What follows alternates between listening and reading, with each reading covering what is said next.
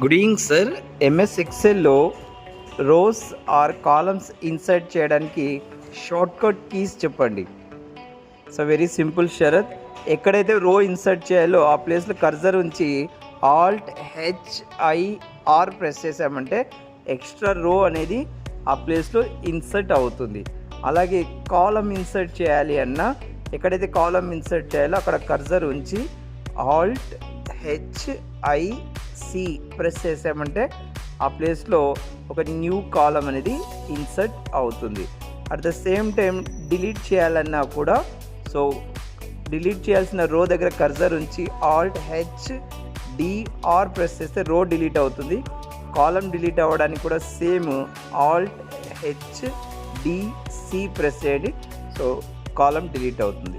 ఇలాంటి informative videos కోసం వీడియోని లైక్ చేయండి, ప్లీజ్ సబ్స్క్రైబ్ చేయండి.